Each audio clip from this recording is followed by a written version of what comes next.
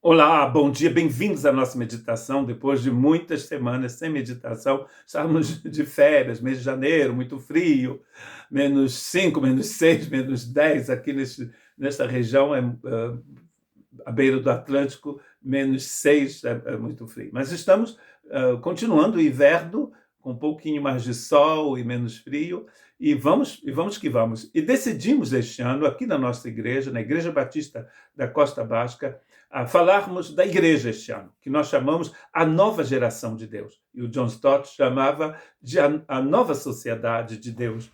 E vamos falar então de evangelizar, como anunciar e viver o evangelho. Se evangelizar se resumisse apenas a falar, Jesus teria enviado somente mensageiros, mas ele primeiro chamou discípulos para segui-lo. E isto é, para viver aquilo que anunciavam. O discípulo imita o seu mestre, né? O discípulo tem que ser igual ao mestre, disse Jesus. Primeiramente, a gente percebe que o testemunho de vida precede a palavra que nós pregamos. Antes de anunciar o evangelho, o crente é chamado a encarnar o evangelho. Porque se eu anuncio o evangelho, mas eu não vivo o evangelho, que evangelho é esse que eu estou pregando? Assim brilhe, diz Jesus, a vossa luz diante dos homens, para que vejam as vossas boas obras e glorifiquem vosso Pai que está nos céus. Mas Mateus 5,16, percebem? Que as pessoas vejam, você tem que brilhar para que as pessoas vejam. A luz, minha gente, não é um discurso. A luz se vê. A luz não precisa dizer, aham, me voici, cheguei. Não, não, a luz se vê. Não é um discurso, é uma manifestação. Vamos falar então de Israel no Antigo Testamento. Na semana passada, essa semana, eu li, né, um comentário de alguém na internet dizendo por que a gente tem que falar tanto de evangelização se existe apenas um verso na Bíblia, no Novo Testamento, que diz que a gente tem que anunciar o evangelho, etc, etc. Aí fiquei pensando, será que é verdade? Não é verdade. Na verdade, não é verdade. Você percebe que de Gênesis a Apocalipse, a Bíblia fala de evangelizar. Deus disse a Abraão, em Gênesis 12, em você serão benditas todas as famílias da terra.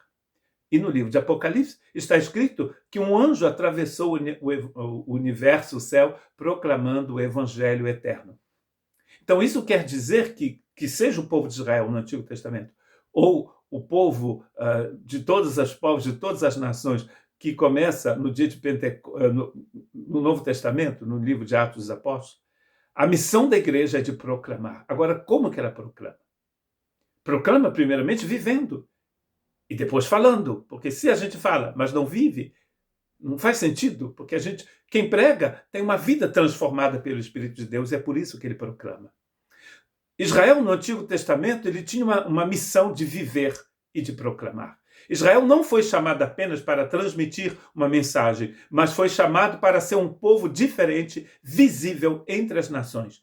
É Deus mesmo quem fala em Isaías capítulo 49, verso 6. Eu te faço luz das nações. E a gente viu que a luz não fala, a luz se vê. Ela proclama por isso, se mostrando. Como Israel, então, deveria proclamar a glória de Deus a todas as nações? E eu fiz uma lista pequena aqui de 4 palavras: justiça, compaixão, obediência e santidade. Justiça de Deus. Esta forma correta,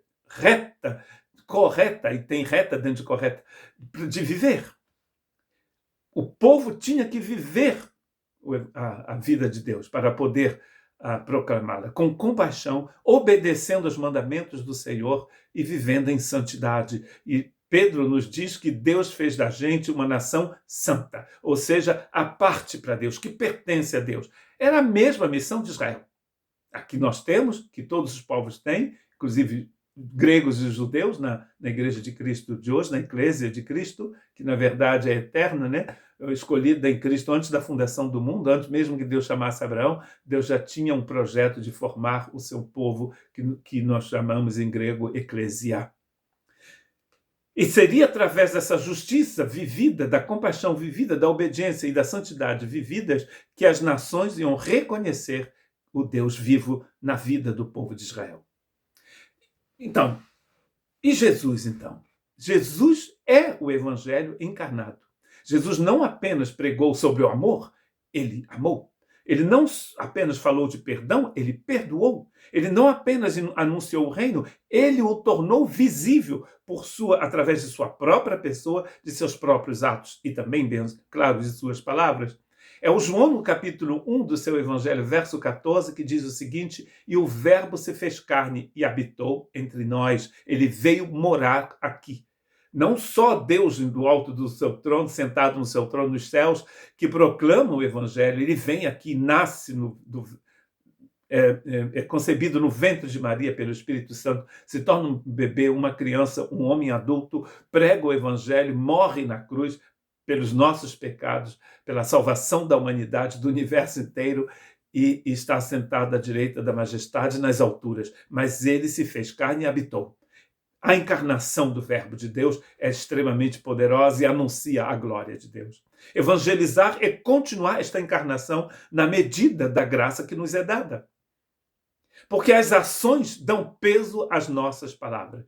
Uma mensagem vivida se torna credível, mas uma mensagem não vivida se torna suspeita. Mostra-me a tua fé, diz Tiago, sem obras, e eu, pelas minhas obras, te mostrarei a minha fé. Tiago 2,18.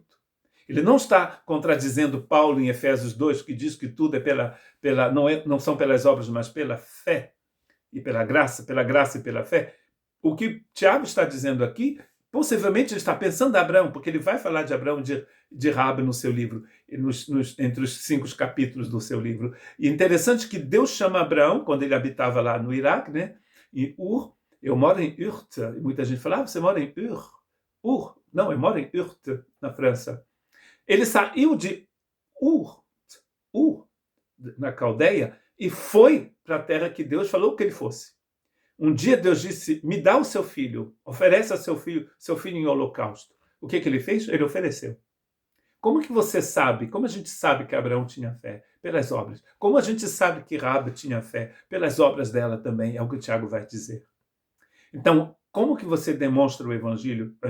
Através da fé que é manifestada na sua vida.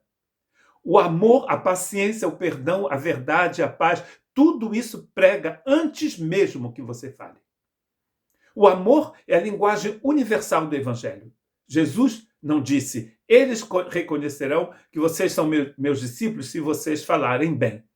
Não, ele disse, nisto todos conhecerão que sois meus discípulos, se tiverdes amor uns pelos outros. João 13:35. O amor é vivido. O amor vivido é uma proclamação silenciosa, mas poderosa do evangelho. Então, concluindo nossa mensagem, que já está durando 8 minutos, evangelizar não é apenas escolher entre viver e anunciar. É viver de tal maneira que o evangelho que a proclamação do evangelho vai se tornar inevitável.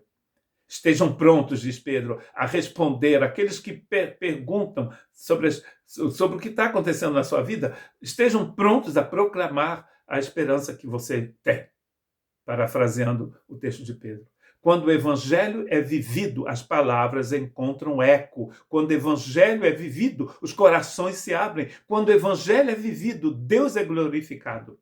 Se evangelizar se resumisse apenas a discursos, então certas testemunhas seriam os maiores proclamadores do evangelho. Mas isso vai ser assunto para uma outra meditação. O que é interessante é percebermos que antes de proclamarmos, precisamos viver o evangelho. Que Deus te abençoe.